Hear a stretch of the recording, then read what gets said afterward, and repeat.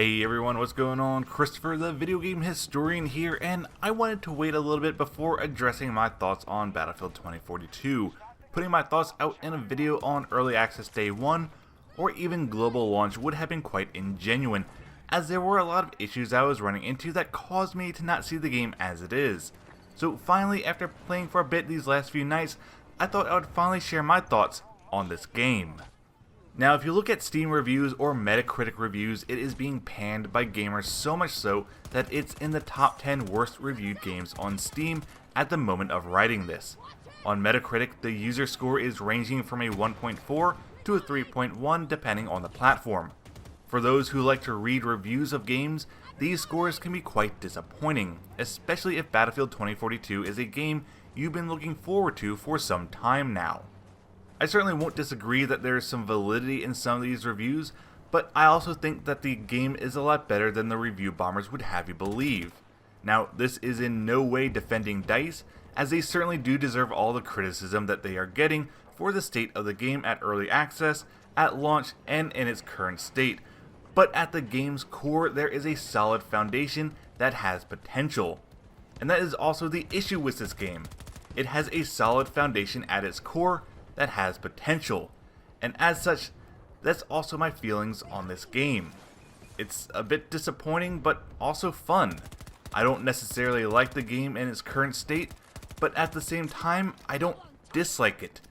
If DICE can fix many of this game's issues in a timely manner, it could be a truly amazing game. But if they don't, it could very well be the last Battlefield for many longtime fans, with a loss of faith in DICE. I think one of my biggest issues with this game is that it doesn't feel like a Battlefield game. Yes, there are chaotic and hectic gunfights going on all over the map. Yes, there are tanks and planes and helicopters causing destruction, and much of the stuff that has made Battlefield feel like Battlefield is simply absent in this game. The gameplay itself feels off, like it's clunky and slow, and the game itself is either missing a lot of basic features present in previous games, or basic features have become super convoluted and complicated. Examples of these include the lack of a server browser for all-out war, though one can be found in Battlefield Portal, the lack of simple quality of life features like changing firing modes without aiming down the sights, or seeing how much damage you're causing to an enemy or vehicle when shooting at them, the lack of a traditional scoreboard in-game, the lack of community features like platoon support, team chat, and joining in with friends, and more are all missing. Basic features like selecting your class, loadout, or changing your weapon in the respawn menu, or even trying to see all you've unlocked for a specific weapon in the main menu has become super convoluted and poorly designed. It's like they took the gun bench from Modern Warfare and made it worse with a poorly laid out user interface that is not intuitive in the slightest to use.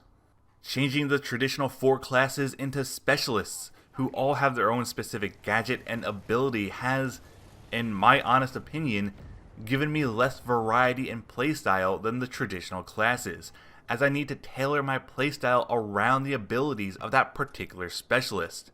Doesn't make a whole lot of sense to snipe as Dozer or Falk, due to Dozer being an assault brute with a ballistics shield, and Falk being a field medic. But it also doesn't really make much sense in running support or hard infantry as Casper, due to him being a recon and intel specialist. Speaking of the specialists, I seem to share a very similar sentiment with Chris Fireborn Strickland on Twitter, who stated that all of the operators feel hollow and uninvolved, not only with the loadouts, but in the world. I have no care about them or for them. The maps are massive but feel dead. The great expanse of nothing on every map makes me despise the end of a fight for a point. And that brings me to the maps in general. The maps are too big, with nothing in between the flags except for open fields with little to no cover. If you're not in a vehicle, the game becomes a running simulator, and by the time that you get to a contested flag, you're either dead once you get there, or the battle has been won.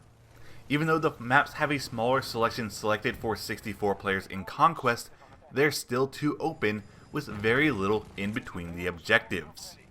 The objectives themselves are placed in very weird spots, such as on top of skyscrapers, that only have half a dozen ways to get up there, and will be camped by whichever team occupies that flag first.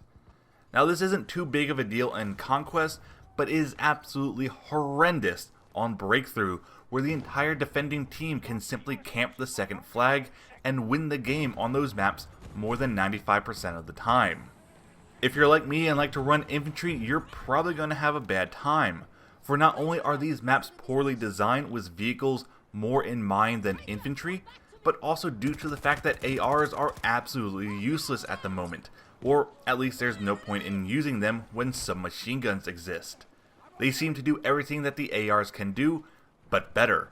Even aside from the SMGs, almost every other weapon feels inconsistent to say the least, especially when coupled with 2042's Bloom, which is this game's random bullet deviation somehow cranked to 11. In essence, your shots will go everywhere except where you want them to hit. Now, I could still go on and on with the issues that Battlefield 2042 has, but I'm just going to stop there, as I also want to talk about some of the good that this game has that is just yearning to break out and realize its full potential as a Battlefield game. Battlefield Portal is a great addition as it allows the community to create their own kind of Battlefield server. Everything from standard team deathmatch and rush games to absolutely crazy modes like gun game, zombies, squid games, knife versus defibrillators, and whatever else you can imagine. It also allows you to play on maps from previous games such as Bad Company 2, Battlefield 3, and 1942 with weapons from those titles as well. You could also create a server playing with 2042 specialists and weapons on Battlefield 3 maps against 1942 soldiers with updated gameplay mechanics from 2042. All in all, Portal is a brilliant addition to the game. However, currently it's really not worth playing at the moment due to DICE capping and limiting XP that you can earn due to XP farms abusing the system in less than 24 hours after launch. Now, when the game itself is running smoothly, it is an absolute blast to play. Rounds can be quite intense and hectic just like any other Battlefield. The gunplay is satisfying, though maybe not as satisfying as Battlefield 5 gunplay. The time to kill is in a perfect spot. Some weapons just need a bit of a buff to make them more useful, and despite some vehicles being the meta currently, vehicles as a whole do not seem to be as overpowered or as annoying as they have been in previous games, except for the Bolt and Hovercraft, at least just from my experience.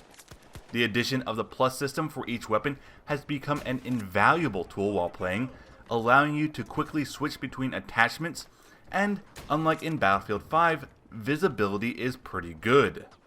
These aspects all lay at the core of Battlefield 2042 currently, and if DICE is willing to put in the effort to fix many of this game's issues quickly, as I have said earlier, it very well could become a fantastic addition to the series. But the issues, as I stated earlier, need to be addressed and resolved in order for this game to really shine. Fortunately, DICE is already addressing some of these issues, such as spread when shooting after sprinting in Portal, and possibly rebalancing or removing the flags from atop buildings on certain maps. Overall, my honest opinion at this time is that this game has a lot of potential going for it, but it's all hindered by all the game's flaws, game-breaking bugs, glitches, and performance issues that's giving off the impression that this is a glorified $60 plus beta that many of us paid for. It makes it even more disappointing to know that support was cut early from Battlefield 5 with all hands on deck from not only DICE but other studios such as Ripple Effect and Criterion, all working on 2042 to be given what we have been given. That is probably the most disappointing aspect of this game at the moment. Hopefully, DICE is able to fix these issues quickly and give us the game that they envisioned, reaching its fullest potential. If you are uncertain about picking this game up, I would honestly recommend waiting till it goes on sale, as currently I would not recommend dropping $60 or more on this title in its current state. Anyway, thank you all for sticking to the end. I know this was a longer video and I rarely do these kinds of video essays, but I really wanted to get my thoughts on this game out there. If you enjoy this game, I really am happy for you, and please do not let my opinion detract from your enjoyment. I sincerely hope that this game gets better over time, and while I'm slightly disappointed in it at the moment, I will continue to play hoping to find those fun servers where everything goes right. Anyway, until next time, I'll see you all on the battlefield, and thank you once again for watching.